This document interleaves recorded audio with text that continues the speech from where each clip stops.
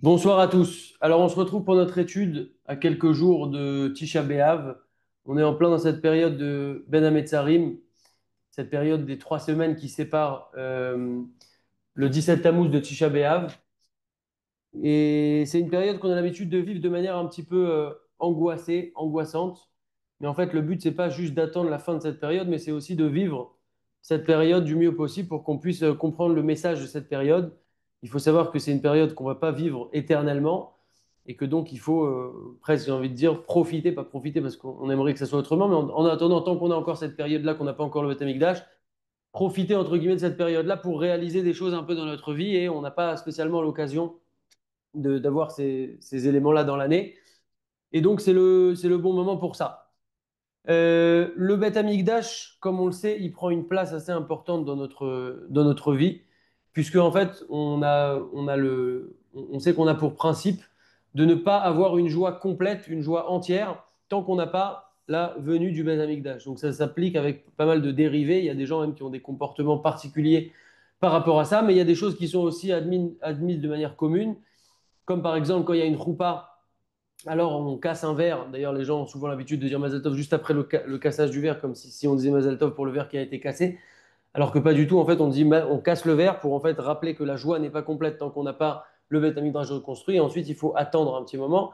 Et ensuite, on dit Mazel Tov pour le mariage qui s'est passé quelques instants avant. Pareil, quand quelqu'un achète une maison, il laisse un petit carré comme ça qui est non fini, non finalisé pour montrer qu'en fait, sa maison n'est pas complète, sa joie n'est pas complète parce que le Beth Amikdash n'est pas encore reconstruit. Et donc, c'est des concepts qu'on retrouve comme ça dans pas mal d'éléments de notre vie.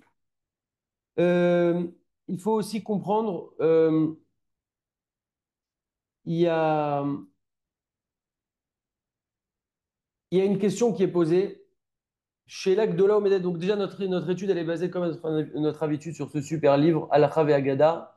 Ça parle les 4 jeûnes de l'année, les 4 jeûnes qui sont liés de près ou de loin au Beth Amikdash, et donc particulièrement le jeûne du 17 Tammuz et le jeûne de Tisha B'Av. Ce soir, le sujet, c'est Tisha B'Av pour se préparer, puisque c'est dans quelques jours, pour essayer de vivre un peu mieux cet événement et de le vivre mieux que d'habitude, et pas simplement attendre que ça passe et qu'on en finisse. Il y a une question qui est posée, je vais traduire directement pour qu'on puisse tenir un timing correct. Pourquoi nous, en tant que Israël, on est censé être un peuple, et on est un peuple chacham, intelligent, etc. Pourquoi on voit une utilité à être plongé en quelque sorte dans une tristesse, dans une peine pour quelque chose qui est passé? A priori, qu'est-ce que ça va nous aider maintenant de pleurer sur quelque chose, de s'endeuiller sur quelque chose? Est-ce qu'il ne serait pas mieux d'essayer plutôt d'oublier le passé, d'oublier la douleur, la difficulté, et de regarder devant, comme on dit, d'aller de l'avant? Et ça, c'est une grande question qu'on pourrait se poser. Il y a certainement beaucoup de réponses à ça.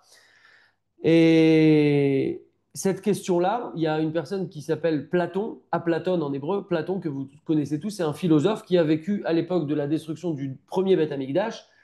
Et un jour, il passait à côté du Harabaït, sur les ruines du Beth Amikdash, et il a vu là-bas le prophète Irmia, qui était assis et qui pleurait, qui était triste, qui était peiné. Alors il lui a dit, sur quoi tu pleures? Il lui a demandé Platon à Irmia. Il lui a dit, je pleure sur Abaït Akadosh Asheraya et Sefat Esh, notre Beth Amikdash qui est monté en flamme et qui a disparu. Et Platon, il lui a dit, je suis quand même étonné de ton comportement. Comment quelqu'un de si bien que toi, de si intelligent que toi, peut pleurer sur des bois et des pierres, puisque c'est ce qui restait malheureusement du Beth Amikdash. Et encore plus cela, encore plus que ça, comment il convient à quelqu'un de chacham comme toi de pleurer sur le passé? Alors Irmiyaou, il lui a répondu, il lui a dit, Emor Nali Bevakasha, s'il te plaît, dis-moi, Platon, est-ce que tu as des questions maintenant philosophiques que tu n'as pas encore réussi à répondre à ces questions-là dans ta vie? Alors Platon, il lui a dit évidemment. Il lui a dit, j'ai pas mal de questions que j'ai pas encore réussi à répondre. Et d'ailleurs, il lui a commencé à lui partager certaines de ses questions, de ses doutes, des choses auxquelles il n'a jamais réussi à répondre. Pourtant, Platon, c'est un philosophe assez important. Et tout de suite, Hermia, qu'est-ce qu'il a fait? Il lui a répondu des réponses extrêmement précises sur tous les problèmes, sur toutes les questions qu'il avait, sur tous les doutes qu'il y avait, du tac au tac, sans même réfléchir. Sur place, il lui a répondu à ces questions. Et Platon, là, il a été un petit peu choqué, mis à plat, c'est le cas de le dire. Mais il lui a dit, mais d'où tu as puisé cette chorma pareil pour pouvoir répondre ainsi? Et il lui dit, et ta chorma azot, Irmia, il lui a répondu, et ta chorma azot, cette chorma-là, veod arbe yoter, est beaucoup plus que ça. Ça, je l'ai puisé de ces pierres-là et de ces bois que tu vois, toi, et que tu considères comme des ruines. Moi, c'est de là que j'ai puisé cette rochma-là. Et c'est sur ça que je m'apitoie en quelque sorte. C'est pas simplement des bois ou des pierres. En fait, ça, c'était notre Beth Amikdash, c'était la source de toute notre rochma, de toute la proximité qu'on avait avec Kodesh Baruch Hu.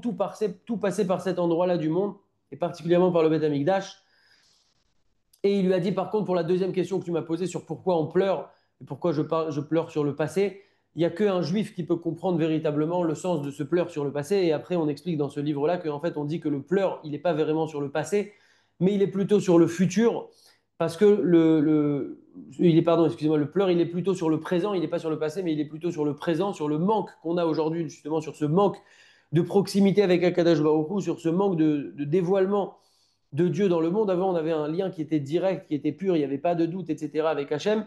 Et c'est sur ça, en fait, qu'on peut pleurer et qu'on peut s'apitoyer. Et donc, c'est comme ça qu'il lui a répondu d'une manière assez extraordinaire. Et donc, c'était ça un petit peu le Beth Amikdash, c'était un lien direct qu'on avait avec Akadosh Baruch Hu. C'était pas simplement un édifice, quelque chose de magnifique, etc. C'était le cas, mais ça allait beaucoup plus au-delà de ça, et c'était pour le monde entier, et même pour les goïms.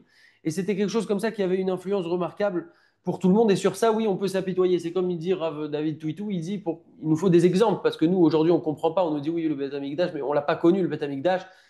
C'est comme ce machal qu'il y a eu un couple qui n'arrivait pas à avoir d'enfant pendant pas mal d'années. Je la raconte très rapidement pour qu'on rentre directement dans la halakha. Et le couple n'arrivait pas à avoir d'enfant pendant pas mal d'années. Et un jour, la bonne nouvelle est arrivée, la femme est enceinte, la grossesse se passe bien, les mois passent, etc. Et là, c'est le jour de l'accouchement qui arrive, ils vont à l'hôpital, et ça prend du temps, ça prend du temps. Et là, il y a un médecin qui va voir, j'ai entendu cette histoire un jour d'un Rav qui s'appelle Rav Menachem Peña à Créteil, il raconte que ça prend du temps, donc le père, il voit qu'il y a un problème, et là, il y a un médecin qui va voir le père, et il le prend dans une pièce à part. Il lui dit, monsieur, il faut que je vous parle. Il lui dit, voilà, ça sera soit la mère, soit l'enfant qui pourront vivre, je suis désolé de vous le dire, mais il va falloir choisir. Alors le père, il est choqué, il est complètement perturbé, il va voir sa femme. On ne parle pas maintenant au niveau halakha, est-ce qu'on pourrait faire ça, pas faire ça, c'est juste pour le machal, vraiment. Et sa femme, avec un grand courage, a dit, écoute, on a tellement attendu cet enfant, moi je veux qu'on ait un enfant qui vive. Alors, tant pis pour moi, mais par contre, je te demande de faire parler à cet enfant qui prenne conscience que s'il vit dans sa vie, c'est grâce à moi que j'ai décidé de me sacrifier pour lui. Il faut que tu lui rappelles ça toute sa vie. Et ils se séparent dans un moment terrible. Et c'est ce qui se produit, la mère décède, l'enfant naît, et l'enfant grandit petit à petit. Et très jeune, le père commence à lui raconter, voilà, tu sais, tu avais une mère, elle s'est sacrifiée pour toi pour que tu puisses vivre, etc. Bon, au début, c'est un enfant, et petit à petit, il commence à comprendre. Maintenant, on arrive à l'âge de 12 ans, un an avant la bar mitzvah de l'enfant, et la bar mitzvah de l'enfant, il s'avère qu'elle va tomber en même temps que le jour de la Haskara de la maman, puisque sa maman est partie le jour de sa naissance, et donc le jour de sa bar mitzvah. Et c'est aussi au passage la première fois où il va commencer à pouvoir dire Kaddish lui-même pour sa mère. Donc son père le prépare à ça pendant plusieurs mois. Il lui dit, voilà, je t'ai parlé de ta mère depuis que tu es petit, maintenant tu vas pouvoir faire Kaddish pour elle, c'est extrêmement grand, extrêmement élevé. C'est rien par rapport à tout ce que tu dois lui rendre. Il le prépare et le jour de la bar mitzvah arrive et l'enfant fait un kaddish très très presque bâclé. Alors le père est choqué, attristé et il va le voir à la fin de la tefila. Il dit tu sais, je comprends pas trop ton comportement. Comment tu peux faire un kaddish pareil? C'était ta mère, elle s'est sacrifiée pour toi, etc. Et là l'enfant il dit oui mais papa, je comprends ce que tu me dis, mais moi maman je l'ai pas connue avec toute la bonne volonté du monde. Je n'ai pas connu maman et je sais qu'elle s'est sacrifiée. Tu me l'as raconté, etc. Mais je ne l'ai pas connue. Et ça en fait il nous dit le Rav, ce machal là qui est connu. C'est en fait ça qui s'est passé, c'est notre histoire avec Akadosh Baruch Hu. Parce que Akadosh Baruch Hu, il a détruit le Beth Amikdash. On sait qu'il y a eu des fautes terribles qui ont été commises. Au premier Beth Amikdash, principalement, Gilou Arayot, Shfichut Damim et Avodazara. Gilou Arayot, donc la débauche, Shfichut Damim, le meurtre, et Avodazara, l'Avodazara, qu'aujourd'hui on ne comprend pas ce que c'est de servir une idole, mais à l'époque c'était quelque chose de très très fort. Ça, c'est les fautes qui ont été commises au premier Beth Amikdash. Deuxième Beth Amikdash, principalement la Sidat Rinam, la haine gratuite avec tous ses dérivés, avec le, la shonara, la jalousie, tout ce que ça peut inclure. Et en fait, on voit que Akadosh Baruch Hu, au lieu de détruire le peuple, qu'est-ce qu'il a fait? Il a détruit sa maison. C'est pas une maison de campagne qu'il avait comme ça, c'était le Beth Amikdash, c'était sa maison, toute la doucha du monde et la shrina, elle passait par cet endroit. Il a préféré détruire sa maison que détruire notre peuple. Donc il s'est sacrifié en quelque sorte pour nous. Et nous, aujourd'hui, on est là et en fait, il nous a sauvés à la place de ce Beth Amikdash. Et donc il faut aussi réaliser qu'on dit d'ailleurs que il y a Rav Gedalia l'année dernière qui disait que Rav Galinski il avait l'habitude de leur raconter chaque année dans cette période-là. On a l'habitude de croire qu'on s'apitoie sur le Beth Amikdash 1, le Beth Amikdash 2, et c'est vrai, c'est vrai. Mais le message va bien au-delà de ça. Le message, en fait, c'est le Beth Amikdash numéro 3. C'est sur le présent qu'on n'a pas encore aujourd'hui le Beth Amikdash. Et c'est connu que toute génération dans laquelle le Beth Amikdash n'est pas reconstruit, c'est comme s'il avait été détruit aujourd'hui. Donc, on ne dit pas ça pour s'angoisser, mais c'est une réalité. On n'est pas simplement en train de pleurer le passé. Aujourd'hui, en 2025, en 5785, si on n'a pas encore le Beth Amikdash qui est à côté de nous, si on ne peut pas encore se rendre au Beth Amikdash, c'est comme s'il avait été détruit aujourd'hui même, hier, aujourd'hui, dans cette période-là.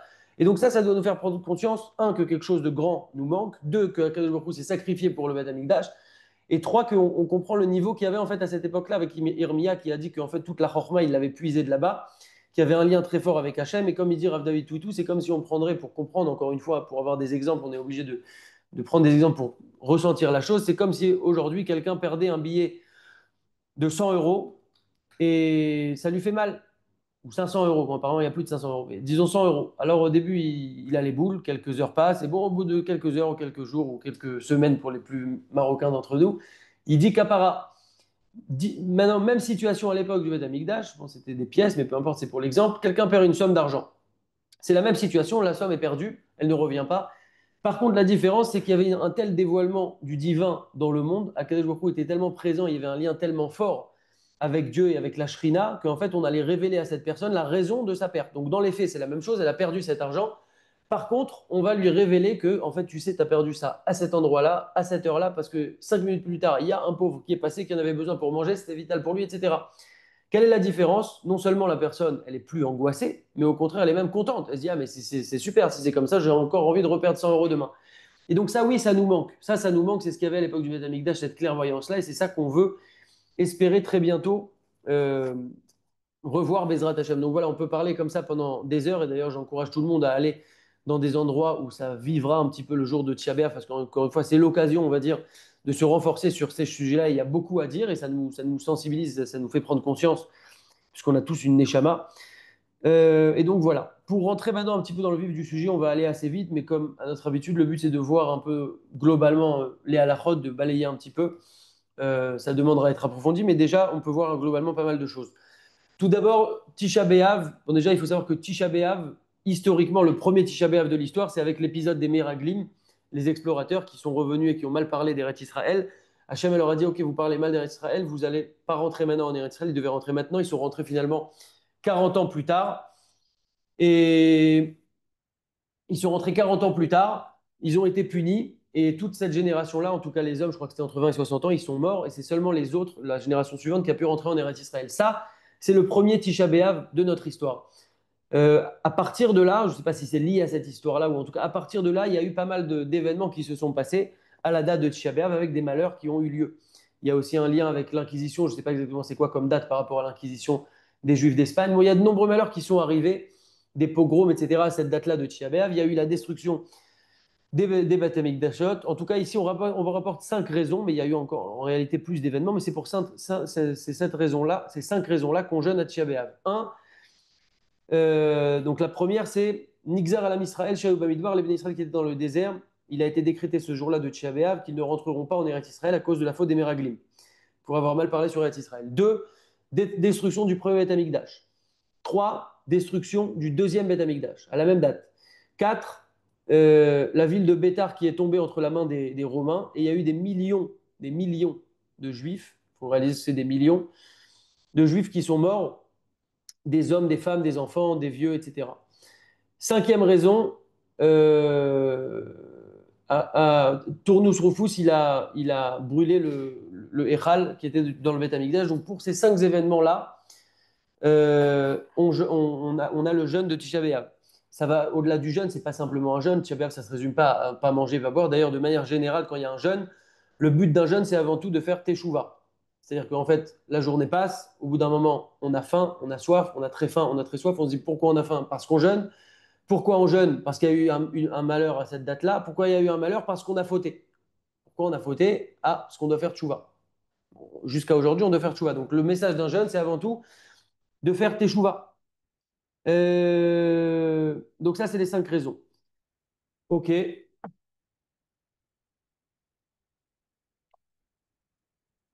on rentre pas maintenant dans toutes les lois qui concernent les 3 semaines, puisqu'on a déjà fait une étude sur ça. On va rentrer directement dans le vif du sujet par rapport à Tisha B'Av voir un peu quelques halachot sur Tisha B'Av lui-même. Déjà, le Shabbat qui arrive, c'est le Shabbat qui est avant Tisha B'Av, il s'appelle Shabbat Chazon, au nom de la Haftara qui va être lu, qui s'appelle Chazon Ishayahu. Ce Shabbat-là, il faut savoir que même si on est voilà, juste avant Tisha B'Av, il n'y a pas du tout de diminution de Simcha, il faut bien manger, bien boire, bien chanter, être heureux, joyeux, etc. Il n'y a aucun problème par rapport à ça. Euh, Aussi, il faut savoir que dans cette période-là, pendant les 3 semaines, on a l'habitude de lire le Tikkun Chatzot. En fait, dans l'année, le Tikkun Chatzot, on le fait la nuit à partir de Chatzot Laïla, le minuit calendaire juif. Tikkun Chatzot, c'est principalement des Teilim, c'est pas très long, ça prend une dizaine de minutes. Même quand on le lit assez vite, ça peut prendre même 7 minutes ou un peu moins. C'est composé de Tikkun Rachel plus Tikkun Léa. Tikkun Rachel, c'est en fait où on s'apitoie sur notre sort, la perte des Beth Amikdash, la mort des Tzadikim qui sont partis en sacrifice, etc. Tikkun Léa, c'est plus des paroles de consolation. Donc ça, c'est la composition du Tikkun Chatzot, c'est Tikkun Rachel plus Tikkun Léa. Dans l'année, on lit ces deux parties-là le soir à partir de minuit, encore une fois, de Chatzot, ça dépend de là où vous vous trouvez. Quand il y a des jours où on ne lit pas les Tachanoun, alors on ne lit que le Tikkun Léa. Comme par exemple à Rosh Chodesh, dans d'autres jours, etc. On ne lit que le Tikkun Léa. À Rosh Chodesh, j'ai un doute. Mais en tout cas, tous les jours où on ne lit pas Tachanoun, juste une seconde.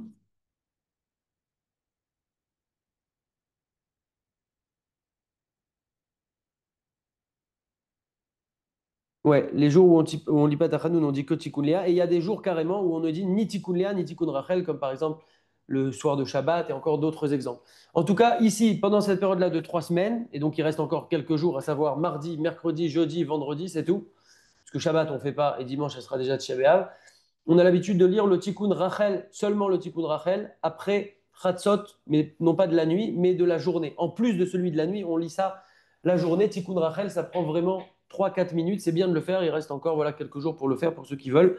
Après Chatzot Ayom, on peut faire ce Tikkun-là. Ok. Seouda Mafseket. Donc, par rapport à la Seouda Mafseket, habituellement, déjà, une autre notion, pardon. Shavua Shechalbo. On sait qu'on a différents niveaux d'interdits et ils augmentent au fur et à mesure du temps. Ça devient de plus en plus strict. La période commence avec le 17 Tammuz. Ensuite, on va rentrer dans le mois de Av où il va y avoir encore plus de restrictions. Et ensuite, on va rentrer dans Shavua Shechalbo. Shavua Shechalbo, c'est la semaine dans laquelle tombe Tisha B'Av. Littéralement, Shavua Shechalbo, la semaine Shechal dans laquelle tombe Bo. Cette semaine-là tombe Tisha B'Av. Quand Tisha B'Av tombe un dimanche, Yom Rishon, qui est le premier jour de la semaine en hébreu, il n'y a pas de Shavua Shechalbo, puisque en fait, le premier jour de la semaine, c'est déjà Tisha B'Av, et donc il n'y a pas de Shavua Shechalbo. Donc toutes les lois qui concernent Shavua Shechalbo n'ont pas d'application cette année-là, puisqu'il n'y a pas de Shavua Shechalbo.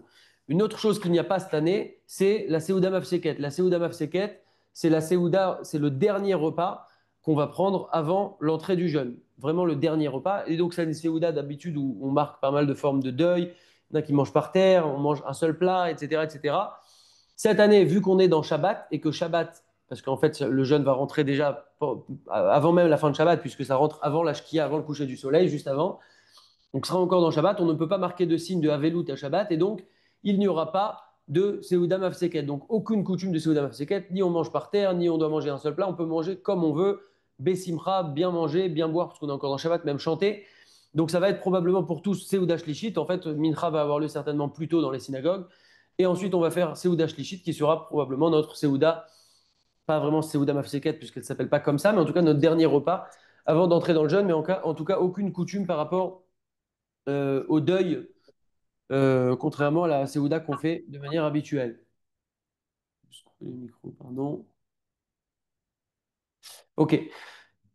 Les choses qui sont interdites à Tisha B'Av. Tout d'abord, le jeûne va commencer à la Shkiat HaChama, mais il faudra s'arrêter de manger et de boire quelques minutes avant la Shkiat HaChama, avant le coucher du soleil, pour ne pas, Chas Shalom, transgresser le jeûne. On sait qu'à Tisha B'Av, on a 5 interdits, à partir depuis la Shkiat HaChama, donc de l'entrée du jeûne, le coucher du soleil, jusqu'à Tset Koravim, la sortie des étoiles, qui est le lendemain, qui est la fin du jeûne. Les interdits sont les suivants: Achila Veshtia, donc manger, boire; Rechitsa, se laver; Sika, s'enduire de produits, parfums, etc. On va voir les détails. Nerilat Naale Or, mettre des chaussures en cuir. Vetashmi Shamita, les relations conjugales. Ces 5 interdits-là concernent les hommes et les femmes tout autant. Premier interdit, Achila Veshtia, donc il y a pas mal de règles spécifiques pour des femmes enceinte, quelqu'un qui allait, etc. On ne va pas maintenant rentrer dans le détail de tout ça et de toutes les manières. Je n'ai pas les capacités de vous donner tous les dynimes là-dessus, donc il faut se référer à son rave pour voir la personne qui a un doute, est-ce qu'elle doit jeûner ou non. C'est un jeûne qui est assez strict, donc en général, pas mal de monde doit jeûner à ce jeûne-là. Il y a peu d'exceptions, mais il existe des exceptions, à chacun de vérifier s'il pense être concerné par une exception. Très bien. Deuxième interdit, rechitza. On parle ici d'un interdit de plaisir, hein. Que ce soit une douche chaude, une douche froide, même une douche froide en été, c'est une douche de plaisir pour beaucoup. En fait, on n'a pas le droit de se doucher à Tisha B'Av, et même une partie du corps, et même juste tremper son doigt pour le plaisir comme ça serait un problème. Par contre, tout ce qui a été interdit par nos Chachamim, c'est une rechitza de ta'anouk, de plaisir. Par contre, si maintenant on a les mains sales, qui se sont salies avec de la terre, de la poussière ou autre, ou quelqu'un s'est sali en se mouchant, ou peu importe, enfin, n'importe quelle saleté, alors là, c'est permis de laver puisqu'on n'est plus dans une rechitza de ta'anoug. Pareil, quelqu'un qui sort des toilettes, idéalement, va se laver jusqu'aux phalanges en faisant un shariatzar, etc. Maintenant, par contre, s'il a les mains qui se sont salies, il peut laver sans aucun problème à tout endroit de la main. Et il nous rappelle ici que bien sûr que si on va aux toilettes pour les grands besoins, il faut absolument se laver avec de l'eau. Ça, c'est le principal du nettoyage. Et il nous dit que si quelqu'un n'a pas d'eau, il y en a qui ont de la petite douchette là comme ça, il se nettoiera avec des lingettes. S'il n'a pas de lingettes, avec des papiers mouillés. S'il n'a pas de papier mouillé, alors avec des papiers secs. Mais il faudra faire attention de très bien s'essuyer. C'est un sujet pas tabou du tout, parce qu'il n'y a rien de tabou dans la Torah. Mais en fait, c'est un problème de faire une bracha et on est amené toute la journée à faire des brachot, du limoud Torah, etc. Et donc, il faut être tout le temps propre sur soi. Donc, ça, c'est un petit rappel. En tout cas, si quelqu'un a les mains sales, il peut se les laver.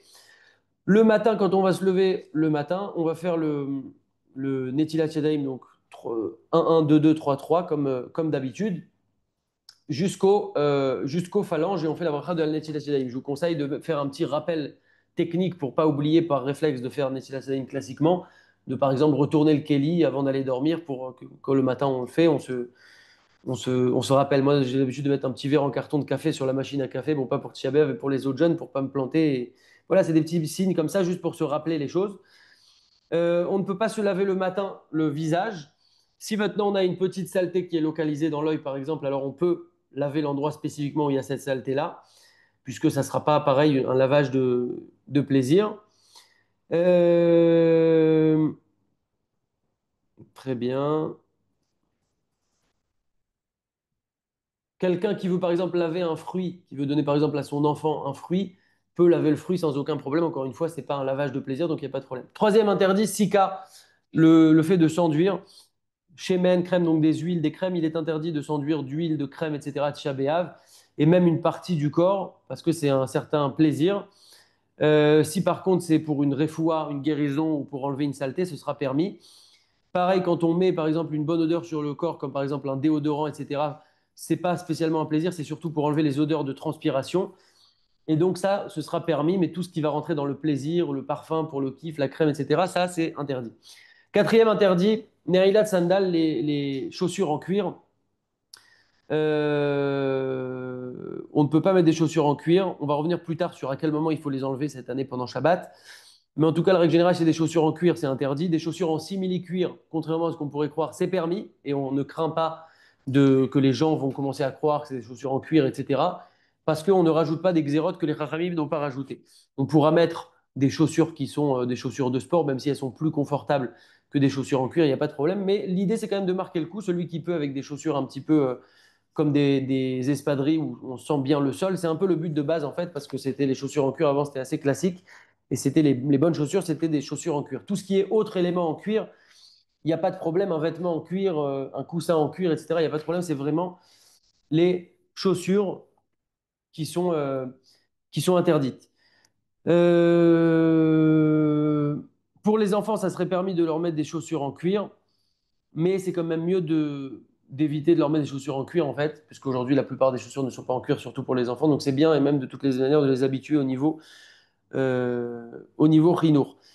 Un malade ou une femme qui a accouché dans les 30 jours après son accouchement, qui sont exemptés de jeûner, encore une fois, tout ça c'est à vérifier avec un rave, eux pourraient éventuellement, sous exception, mettre des chaussures en cuir si c'est indispensable pour eux ou important pour eux, etc. Si par contre ils ont d'autres chaussures, alors là ils devront mettre les autres chaussures. Concernant le coucher, le sommeil, il faut en fait, il faut diminuer un petit peu son kavod et son plaisir et l'etzar atzmo beshena et même avoir un petit peu une difficulté à dormir ce jour-là. Il ne faut pas dormir tout confort, grand luxe, etc.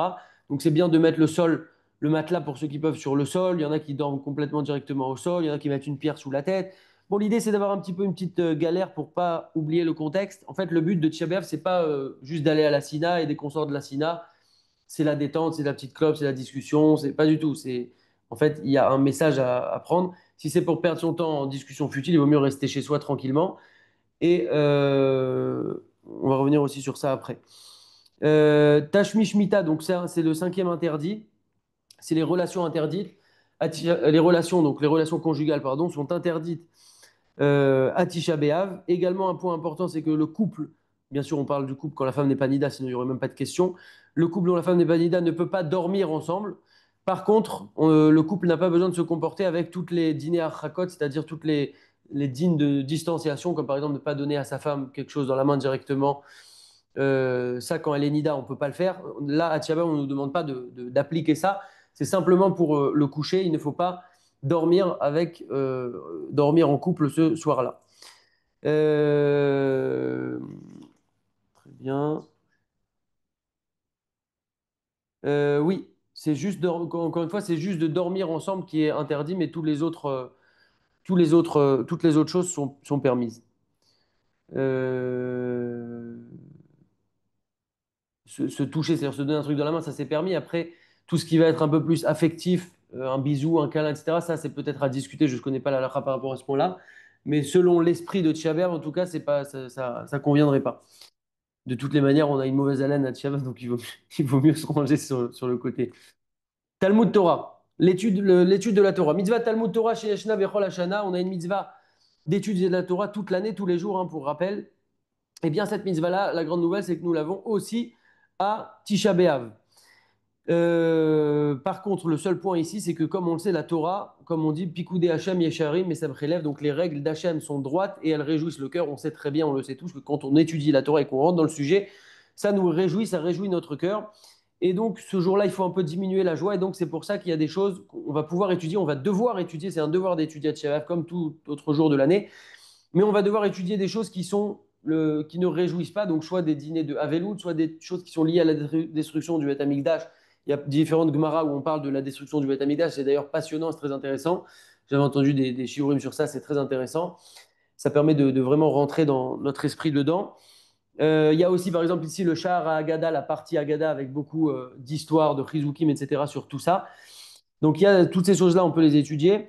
Le moussard, c'est un peu spécial. On peut l'étudier parce que le moussard, il va être en fait nous éveiller à la tchouva. Et le but avant tout de ce jeune-là et des jeunes de manière générale, c'est de faire tchouva. Et il va nous rectifier un petit peu nos chemins. Par contre, il ne faut pas étudier des trucs de moussard qui vont nous amener dans des sujets d'halakha où on pourrait commencer à rentrer dans une discussion halachique où on va tirer du plaisir, vouloir se renseigner, etc. Il faut vraiment que ça soit le but de nous éveiller à la tchouva. Les Teilim, a priori, il ne faudrait pas lire de Teilim à Tisha B'Av. Si par contre quelqu'un lit les Teilim pour plutôt comme un genre de tfila, de tachanonim, de supplication pour la réfouade d'un malade, etc., ça, ce sera permis. Également, quelqu'un qui ne saurait pas étudier les sujets qu'on pourrait étudier à Tisha B'Av, qui ne connaît pas spécialement ou qui n'a pas les choses sous la main, pourra être des Teilim pour ne pas qu'il soit complètement annulé de la mitzvah d'étudier la Torah. La mitzvah d'étudier la Torah, de manière générale, il faut comprendre ce qu'on étudie, mais il y a quelques exceptions, discussions, les Teilim, ça ne remplace pas une étude fixe, hein, attention bien évidemment. Le Zohar aussi, c'est bien de lire quand, même si on ne comprend pas, on dit que ça purifie la Neshama, etc. Ok. Chez Elad Shalom, le fait de dire bonjour à quelqu'un, celui qui voit son ami à Tisha B'Av ne pourra pas lui dire Shalom, comme on a l'habitude de le dire en général. Et celui qui ne sait pas qu'il est interdit de dire Shalom et qui a dit Shalom à son ami, alors son ami lui répondra gentiment, bien sûr, et délicatement, pour qu'il comprenne on ne dit pas Shalom à Tisha B'Av. Tout ce qu'on dit Shalom, c'est quand on dit que dire shalom c'est interdit, c'est shalom. Et c'est aussi mashlomcha, par exemple, comment tu vas? Mashlomcha, en fait, il y a le mot shalom. Mashlomcha, c'est-à-dire comment tu vas. En fait, tout ça, c'est des signes un petit peu de détente. C'est pas le but ce jour-là, il faut marquer le coup. Et donc, euh, et donc voilà. Maintenant, le Mishnah Berurah, il écrit que si on voit un Maharetz, quelqu'un qui ne connaît pas trop la halakha, qui vient vers nous et qu'a priori, il va nous dire bonjour à tous les coups, ça va pas rater, il va nous dire bonjour. Alors, on va anticiper, on va anticiper la chose et on va lui dire, tu sais, aujourd'hui, c'est Tisha B'Av, je vais t'apprendre une halakha, on ne dit pas shalom à Tisha B'Av. Donc, en fait, ça, c'est une finesse qu'on voit dans la Torah qu'il faut toujours avoir, de bien ouvrir les yeux en avance et d'anticiper les solutions. C'est beaucoup plus facile de gérer souvent en anticipant. On a le droit par contre de dire Boker Tov ou Erev Tov, puisque Enze Birlal Sheelat Shalom, ce n'est pas du tout une Sheelat Shalom, c'est quelque chose qui est différent. Mais encore une fois, ça dépend aussi de l'esprit avec lequel on le dit, je pense, et qu'il faut, voilà, le but c'est de marquer un petit peu le coup. On pourrait demander aussi à quelqu'un comment tu sens le jeûne, c'est pas considéré comme dire bonjour à quelqu'un, est-ce que ça va, t'as pas trop faim, t'as pas trop soif, même si en général on perd beaucoup de temps avec cette question-là parce que tout le monde se les pose et en fait tout le monde a la même réponse. La faim, ça va, mais c'est la soif surtout, il fait très chaud, etc. Mais en tout cas, l'idée, c'est de vraiment ressentir la chose. Également, les tioul, donc les balades, le Shulchan Aruch, il écrit Lo yeler veitel beshul, qu'on n'ira pas se balader au marché ailleurs, en promenade, etc. Puisqu'on va en arriver à de la légèreté d'esprit. Et donc, c'est pas du tout le but, comme vous l'avez compris. Et également, même quelqu'un qui irait tout seul un petit peu se balader tout seul, ça serait aussi un problème à plusieurs, a fortiori. Il y en a qui ont l'habitude, après la tuila de Shacharit, d'aller, après la lecture des keynotes, etc., d'aller au cimetière.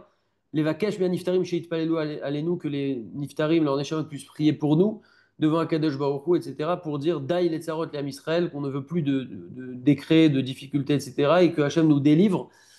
Et il ne faudra pas faire ça, même si on le fait, il ne faudra pas le faire à des groupes, avec un groupe trop grand, sinon ça ressemble tout de suite à un tioul, à une petite expédition sympathique. Quand il y a du monde, forcément, on parle beaucoup plus, on est beaucoup plus détendu, etc. Donc voilà, encore une fois, l'esprit.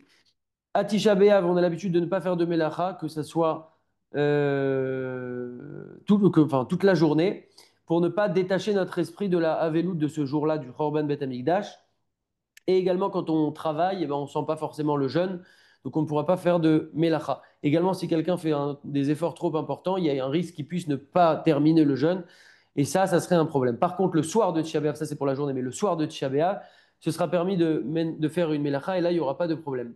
Il y a des Ashkenazim qui ont l'habitude d'être plus souples pour faire des melachot à partir de Chatzot Hayom, à partir de la mi-journée.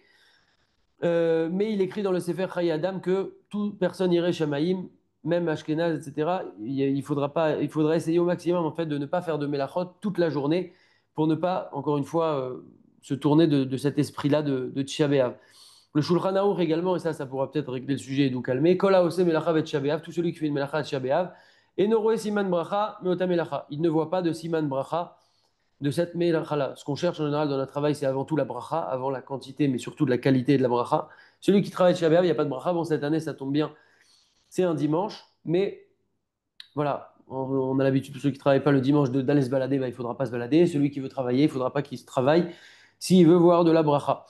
C'est pas vraiment une melacha au sens propre qui est interdite seulement, mais ça serait aussi même de vendre de la marchandise pour faire du bénéfice, etc. Ça aussi, ça serait interdit. Si maintenant c'est une melacha pour quelque chose qui va être perdu, ou une perte, ou par exemple une marchandise que si on ne la vend pas maintenant, alors il va y avoir une perte, ou si par exemple, s'il n'achète pas tout de suite cette chose-là, il pourra pas le... Une seconde. Ou quelqu'un qui va perdre s'il n'achète pas maintenant cet objet parce que maintenant il est vendu à bas prix, etc. Alors là, ce sera permis à Tisha B'Av, ça sera un petit peu comme à Chol Hamoed dans ce cadre-là. Ceux qui vendent de la nourriture, donc les gens vont avoir besoin d'acheter de la nourriture pour la sortie du jeûne, etc. Et pareil pour les enfants qui, eux, doivent manger sans problème. Alors, eux, ils pourront rester ouverts sans problème. Également, des gens qui vont construire des endroits de mitzvah. Quelqu'un qui construit, par exemple, une synagogue ou un Beth Midrash ou un mikvé, etc. Et c'est fait par des ouvriers goy. Il n'y a aucun problème de continuer cette construction à Tisha B'Av. Et il n'y a pas lieu du tout d'arrêter cette construction. Quelqu'un également qui va construire sa maison personnelle par des ouvriers goy, il a le droit de continuer à travailler, à les faire travailler pendant Tisha B'Av.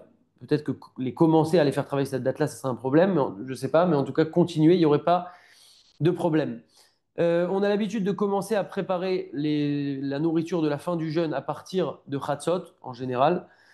On n'a pas le droit de sentir des bessamim à Tisha B'Av parce que le Bessamim, il procure un certain profit. On va d'ailleurs terminer avec ça. Concernant les tefilot à Tisha B'Av, donc depuis le soir jusqu'à Chatzot Hayom de la journée, on ne s'assoit pas sur des chaises ni sur des bancs, etc., sauf si c'est une personne très âgée, malade, etc. Mais dans la règle, on ne s'assoit pas sur des chaises ou sur des bancs, que ça soit à la maison ou même à la synagogue quand on va aller prier, etc. C'est seulement à partir de Chatzot Hayom qu'on pourra s'asseoir sur des chaises. Les chaises sur lesquelles on pourra s'asseoir par contre avant Chatzot Hayom, et donc même dès le soir de Tisha B'Av, ce sera des petites chaises, souvent il y a ça dans les synagogues, qui ne feront pas plus de 3 tfachim, parce qu'en fait, on considère que si on est dans les 3 tfachim du sol, c'est comme si on était sur le sol. 3 tfachim, c'est environ 24 centimètres. Le soir de Tisha B'Av, on a l'habitude de diminuer la lumière un petit peu dans la Sina. On prie Arvit avec une voix un petit peu comme ça, pleurante. On lit des textes qui nous rappellent en fait ce qui s'est passé. On va lire aussi le texte de Nachem dans la bracha de Bonei Yerushalayim, comme à toutes les tfilotes de Tisha B'Av, à Arvit, à Shararit et à Mincha. On lit ce texte-là de Nachem. Les Ashkenazim me disent Nachem seulement à Mincha. Ok. Concernant Anenu, Anenu c'est ce qu'on intègre dans la Hamida quand on jeûne. L'habitude des Sfaradim, c'est de dire Anenu dans toutes les tfilas, donc dans Arvid, dans Shacharit et dans Mincha. Par contre, les Ashkenazim, eux, ne diront que à Mincha. Donc c'est en fait exactement comme Nachem, les Ashkenazim ne disent que à Mincha, les Sfaradim disent à Arvid, Shacharit et Mincha. Les Ashkenazim donc le disent que à Mincha, sauf le Shaliar Tzibour chez Omer, Gam Bechazarat Atfila chez El Shacharit. Le Shaliar Tzibour, lui, en plus de Mincha chez les Ashkenazim, le Shaliar Tzibour chez les Ashkenazim le dira aussi dans la Chazara de Shacharit et aussi donc dans la Chazara de Mincha. Après, donc on dit le Kaddish Tit Kabal, on a l'habitude de lire la Megillah de Echa. Le but, en fait, il faut innover. Ça veut dire que si on vit ça en général très mal et que bon, on se dit, bon, j'ai déjà fait Arvit, je suis déjà venu à la ciné, en plus je suis angoissé, en plus je suis assis par terre, etc. Maintenant, je vais me détendre un peu sur mon téléphone, voir ce qui se passe. C'est dommage. Il vaut mieux essayer de préparer un livre, de voir un livre traduit et de dire, bon, ok, bah, eux, ils lisent la Megillah Techa à leur rythme. Bah, moi, je prends la Megillah Techa et je vais commencer à la lire un petit peu. Je vais lire la traduction. Voilà, l'idée, c'est de vivre la chose encore une fois.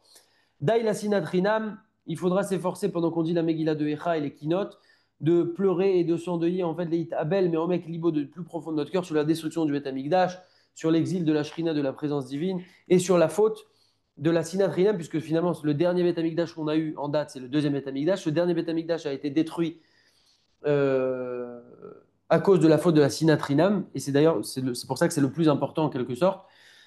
Et donc, la faute de la sinatrinam, il faut méditer sur ça. On est tous concernés, beaucoup moins dans le domaine de la jalousie, du lachon hara, de mal parler sur quelqu'un, de mal juger quelqu'un, de mal juger une situation, etc. Et donc, on doit tous travailler sur ça. Et donc, il faut prendre sur soi, en fait, de multiplier la ahavatrinam, l'amour gratuit, l'amour du prochain, envers chaque juif. D'ailleurs, quand on se trouve dans des endroits comme par exemple au Kotel, on voit tout type de juifs. On voit des religieux, des pas religieux, des tatoués, des cheveux longs, des cheveux courts, des piercings, ceux qui mettent la petite kippa blanche qui s'envolent au bout de 5 secondes. Et en fait, c'est un bon exercice. Et il y a plein d'endroits comme ça dans le monde et surtout en Eretz Israël en vrai, pour s'habituer en fait à considérer qu'en fait, lui, il n'est pas moins bien que moi. Et lui, il est pas. Voilà, on est tous en fait des juifs. Il faut s'habituer à ne pas juger avec le regard. En général, ne pas juger avec la bouche, on arrive facilement à le faire parce que souvent il y a des gens autour de nous, donc on ne va pas se mettre à juger. Mais souvent les idées dans notre tête, elles fusent et on juge les gens et on catégorise des gens et donc on a tous un travail à faire par rapport à ça. Ensuite, il y a plein de keynotes différentes. On ne va pas maintenant rentrer dans tous les détails parce qu'on n'aurait pas le temps. Il y a des synagogues qui organisent un petit cours après la tuila de Harvit, après la tuila de Shacharit. Il faut rester à ça, c'est important pour vivre la chose. Celui qui sait que là-bas, il ne va pas écouter le Rav, bah, qu'il aille dans une autre synagogue, il va écouter le Rav. On a l'habitude aussi de dire le Tikkun Chatzot la nuit de Tisha B'Av. Par contre, on ne dira que le Tikkun Rachel. Comme on a dit tout à l'heure, Tikkun Chatzot, c'est Tikkun Rachel et Tikkun Léa. Tikkun Rachel, c'est l'attristement, etc., sur le Beth Amikdash, sur les Asara, Rougé Malchut, sur la mort des Tzadikim, etc. On ne dira pas le Tikkun Léa le soir de Tisha B'Av. Et donc, le soir de Tisha B'Av, on le dira à partir de Chatzot Laïla, donc du minuit juif. C'est en fait, tout si en fait, si on dit Tikkun Chatzot toute l'année, c'est très important d'ailleurs Tikkun Chatzot à tel point que les slichot, petit rappel pour les slichot, c'est dans moins d'un mois, préparons-nous. On dit que celui qui peut pas faire et les slichot et le Tikkun Chatzot, alors priorité au Tikkun Chatzot, à quel point c'est important. Et ça, c'est valable toute l'année. Tout le but de ce Tikkun Chatzot qu'on doit faire toute l'année, encore une fois, c'est des Teilim, c'est pas très long vraiment, il faut connaître. Quelqu'un qui dort après Chatzot, qui fasse Tikkun Chatzot, c'est une occasion. Tout le but de ce Tikkun Hatzot, c'est cette période-là. Donc c'est vraiment le jour, entre guillemets, par excellence du Tikkun Hatzot, puisque c'est le sujet même du jour. La journée de Tisha B'Av, comme on a dit, le Netilat Yadayim, on le fait jusqu'aux phalanges. Ok.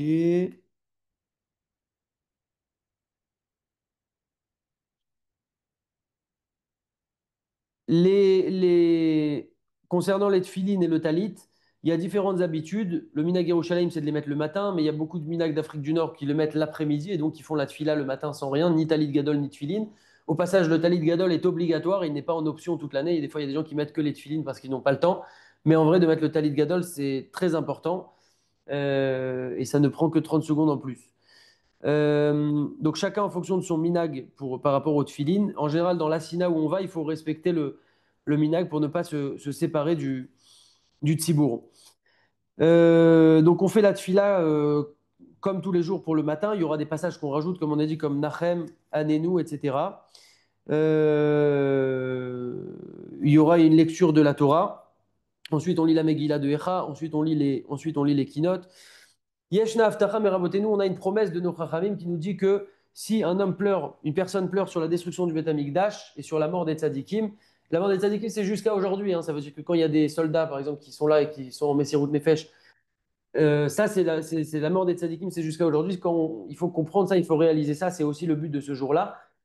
Alors, quelqu'un qui pleure sur ça, Lo yivke al banav velo yamutu banav bechayav chas v'shalom, alors ses enfants ne mourront pas de sa vie. C'est une promesse. Et également, on dit nos chachamim que kol amitabel al Yerushalayim, tout celui qui s'endeuille sur Yerushalayim, zoche veroe besimchata, mérite de voir la joie de Jérusalem, la reconstruction de Jérusalem. Et en fait, dès maintenant, c'est pour ça que c'est au présent, on est déjà maintenant dans cette dimension-là, puisqu'on se profile vers le Beth Amikdash quand on se met en mode que le Beth Amikdash nous manque et qu'on a besoin du Beth Amikdash. Euh, pour l'étude de la Torah, comme on a dit, il faut étudier la Torah, mais certains passages. Ensuite, à partir de Chatzot Hayom, on a bientôt terminé. Donc la mi-journée, euh, on a dit que pendant cette période de Ben Hametzarim, on a l'habitude de lire le Tikkun Rachel à partir de Chatzot Hayom, pendant la journée, pendant ces 3 semaines-là, en plus du Tikkun Chatzot qu'on fait toute la nuit, toute l'année, sauf exception, la nuit. Par contre, le jour lui-même de Tisha B'Av, on ne dira pas le Tikkun Rachel la journée après Chatzot Hayom. Donc, en fait, le Tikkun Rachel, on ne pourra le faire que le soir de Tisha B'Av après Chatzot Laïla. Il ne faudra pas rater l'occasion. Par contre, on ne fera pas la journée le Tikkun Chatzot, puisque le matin, on a pas mal traité de ces sujets-là au travers des keynotes, de la Megillah de Echa, etc. Et également, pourquoi? Parce qu'à partir de Chatzot Hayom, et c'est pour ça qu'à partir de Chatzot, il y a des halachot qui changent, à nous Bedouchim, Mechaz de Hachem, on est sûr que par la grâce d'Akadosh Baruch Hu, par sa bonté, alors il va nous consoler et qu'on sait que le Mashiach va naître ou est né, s'il est né déjà né, Bezrat Hachem, à Tisha B'Av. Et donc, on se dirige plus vers de l'espoir et des solutions, Bezrat Hachem. La tfila de Mincha, on s'assoit sur des chaises classiques, puisque maintenant on peut s'asseoir depuis Chatzot Hayom. On met les tfilines pour ceux qui mettent les tfilines à Mincha. On n'oublie pas de faire Kadesh Likol Bechor, Vaïdaber, Kadesh Likol Bechor. On fait aussi le schéma Israël avec les tfilines. Il y a aussi une Kriyata Torah à Mincha. Il y a aussi Birkat Kohanim à Mincha. Ok, une seconde. Il y a aussi une Haftara qu'on va lire à Mincha. Shuva Israël Ad Hashem Yokolecha pour les Sfaradim. Pour les Ashkenazim, ce sera Dirshu Hashem Veimatseo. Ok, donc il y a un Mincha particulier qui prend un petit quart d'heure de plus que le Mincha classique. Petite parenthèse, quand Tisha B'Av tombe à la sortie de Shabbat, on ne devra pas enlever tout de suite ses chaussures de Shabbat, parce qu'en fait, on a l'habitude de rajouter Mosif Roll à la Kodesh, c'est-à-dire d'étendre le Shabbat. C'est pour ça qu'on fait rentrer Shabbat un petit peu plus tôt que la limite, et on le fait sortir un petit peu plus tôt que la sortie des étoiles, si vous remarquez bien, pour toujours étendre en fait le Kodesh, rajouter du Kodesh sur le Roll. Ça s'appelle Mosif Roll à la Kodesh, mais en fait, le but, c'est d'étendre la Kedusha du Shabbat avec la Neshama Yetera, l'âme supplémentaire qu'on a, etc. Et donc, contrairement à si c'était en semaine où il faudrait, avant même l'entrée du jeûne, enlever ses chaussures en cuir et ses habits de Shabbat, là, pour Shabbat, on ne va pas tout de suite faire ça, mais on attendra un petit peu après la Shkia pour faire ça et se changer. Donc, ce qui va se passer cette année, c'est qu'on va faire Mincha, la Sina un peu plus tôt. On va faire la Seuda Shlichit classiquement. Il n'y a pas de Seuda Mafseket, un bon repas, on kiffe, c'est Shabbat, etc. Et ensuite, on va prier Arvit un petit peu plus tard. En général, les Sina vont faire Arvit à peu près une demi-heure après la sortie de Shabbat pour laisser, le temps, pour laisser aux gens le temps de venir. Dans Arvit, on va faire Ata Chonan Tanu. Et ce Ata Chonan Tanu, il a une importance particulière puisque là, en fait, il va faire office d'Avdallah. Si on a oublié, on ne reviendra pas dessus, mais il fait office d'Avdallah. On ne dira pas Chouva on ne dira pas Chouva, Chouva Hachem, etc., comme tous les samedis soirs, parce que ça, c'est des paroles de, positives, de consolation. Enfin, j'ai pas les détails sur ça, mais en tout cas, on ne dit pas Chouva. On ne fera pas de Havdalah. Ce samedi soir-là, on ne fera pas de Havdalah. Donc, s'il y a par exemple une femme à la maison, elle dira Baruch Hamavdil Ben Kodesh Lichol pour pouvoir commencer à faire les melachot, allumer la lumière, etc. Nous, on fait Atachonantanu, donc ça fait office de Havdalah dans Arvit. Mais en général, pour aller à Arvit, il y en a plein qui vont prendre leur voiture. Donc, en fait, pour pouvoir faire des melachot, comme on n'aura pas encore dit Atachonantanu, il faut dire Baruch Hamavdil Ben Kodesh Lichol. Béni soit celui, donc Dieu qui sépare entre le Kodesh et le Chol, Shabbat et le Chol pour pouvoir faire des melachot. En tout cas, pas d'Avdallah samedi soir.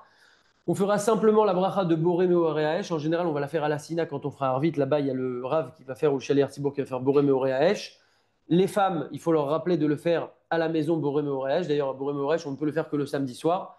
Le Bessamim, on ne le fait pas parce qu'il y a une certaine ana, un certain profit dans le Bessamim, et donc on ne fera pas Bessamim.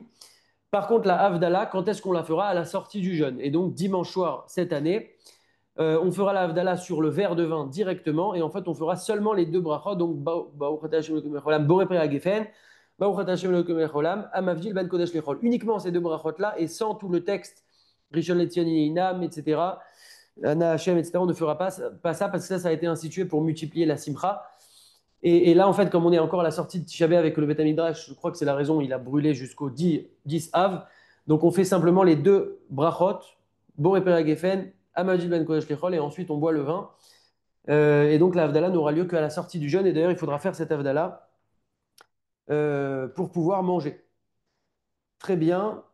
Euh... une seconde.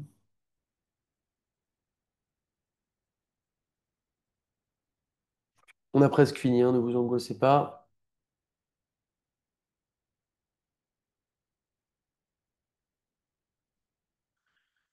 Concernant la sortie du jeûne, après la sortie du jeûne, il est permis de manger et de boire.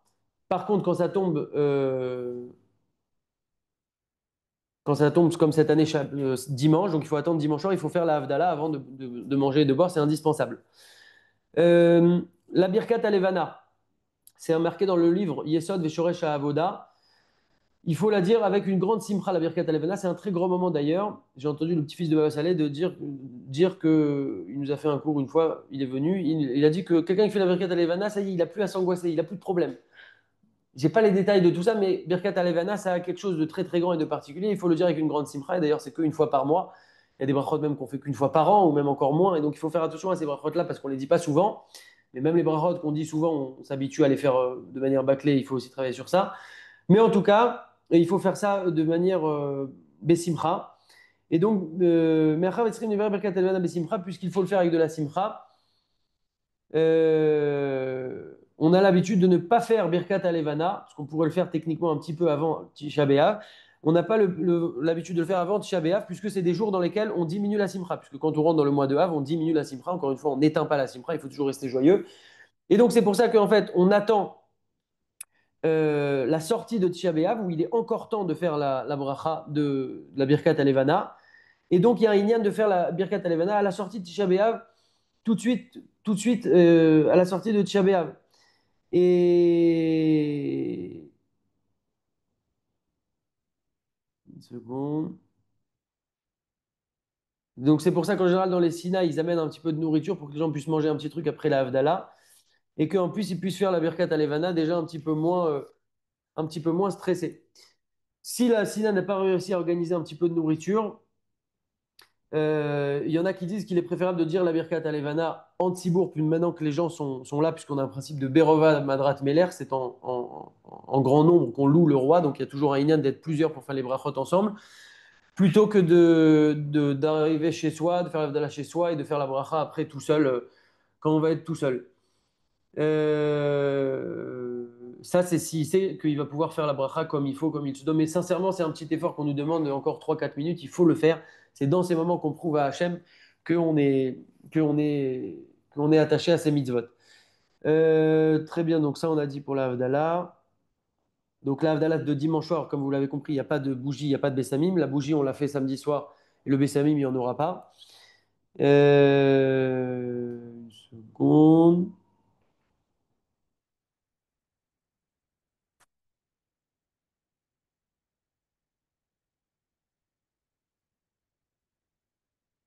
Très bien.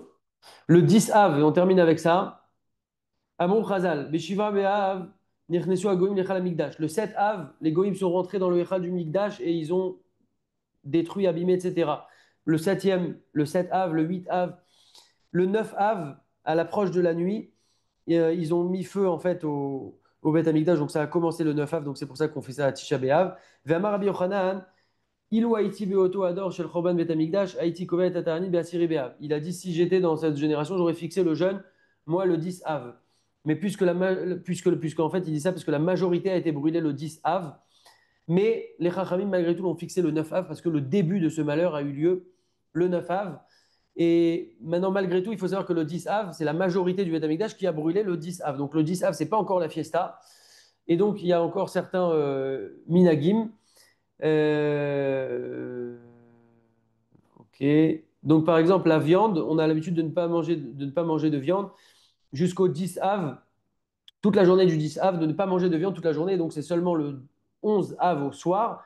Donc, pour cette année, typiquement lundi soir, de manger de la viande. Par contre, les Ashkenazim, eux, ils ne font ça que jusqu'à Chatzot Hayom du 10 Av. Et donc, dès lundi après Chatzot Hayom, ils pourront manger de la viande. Par contre, dans une Seudat Mitzvah, là, ça serait permis complètement. Moutar les istaper, il est permis de se couper les cheveux, de se raser, de se doucher, etc., de laver des vêtements, de mettre des nouveaux habits, etc. À Tisha B'Av, directement après la sortie de Tisha B'Av, ça, il n'y a pas de problème, on ne nous demande pas d'attendre jusqu'au 10 Av. Les Ashkenazim, eux, par contre, ont l'habitude d'être plus rigoureux sur ça, et ils attendent aussi Chatzot Hayom lundi matin. Mais pour les autres, on pourra faire dès la sortie de Tisha B'Av toutes ces autres mélachot. Concernant la musique, il est permis d'écouter de la musique. Euh, il est permis d'écouter de la musique le 10 Av sans aucun problème. Il faut savoir aussi, c'est important, à Tisha B'Av, on ne peut pas mettre des habits propres et complètement neufs et repasser, pas neufs, mais propres tout simplement. Donc il faut penser à les préparer en avance et pas pendant Shabbat, mais il faudra les préparer en avance et les porter en fait quelques instants ou les mettre en peut-être une demi-heure ou une heure comme ça sur le sol ou les porter un petit peu, c'est le mieux pour qu'ils soient déjà un petit peu sales pour ne pas avoir des habits tout propres et frais euh, à Tisha B'Av. Voilà les amis, on a fini sur ce sujet-là. Il y a une autre date qui est le tout B'Av, c'est le 15 Av, c'est une très grande date pour le Ham Israël, mais ce n'est pas maintenant l'occasion de rentrer dans le sujet. En tout cas, on a compris qu'il y a un certain esprit au-delà de la halakha. On a compris que c'est un jour qui est très important. Et ça, c'est valable pour tous les juifs du monde. Il nous manque vraiment quelque chose, en fait. Il faut qu'on réalise qu'il nous manque quelque chose, bien qu'en général, on réalise ça que sur des choses qu'on a connues, etc. Mais avec un petit peu les idées qu'on a partagées ce soir, ça nous permet, en fait, là, on n'a qu'une envie, c'est de recevoir le Beth Amikdash. Et il faut réaliser que c'est quelque chose qui va arriver vraiment, de manière réelle. Comme quand il y avait le Covid, il y a quelqu'un qui a dit, un Rav Rabat, je crois, il a dit si des choses aussi inattendues ont pu arriver, si on avait dit à quelqu'un, tu sais, dans un mois, on ne pourra plus voyager, il y aura des morts par milliers, etc. Il lui aurait dit, tu rêves, ça n'existe pas, ça n'a jamais existé dans les centaines d'années qui sont passées. Et pourtant, c'est arrivé. Alors il a dit, si déjà des choses mauvaises, négatives ont pu arriver, alors c'est évident que des choses positives vont aussi pouvoir arriver de manière comme ça, inopinée, inattendue. Ça va arriver vraiment d'un coup. En attendant, nous, ce qu'on doit faire, c'est qu'on doit travailler. Ça dépend de nous, la venue du Mashiach. Chaque mitzvah qu'on fait, chaque mida qu'on travaille, chaque petit effort qu'on fait, chaque étude supplémentaire qu'on fait, à droite, à gauche, etc. En fait, il faut avoir toujours cette kavana que ça ne fait que rapprocher un petit peu plus, 1 centimètre, même 1 millimètre, la venue du Mashiach. Et donc, on doit être dans cette dynamique-là jusqu'à qu'il vienne, en fait. Et donc, voilà, qu'on puisse mériter ça très bientôt, et que ça soit un Moed, c'est appelé Moed Tisha B'Av. C'est d'ailleurs pour ça qu'on fait pas Tachanoun à Tisha B'Av.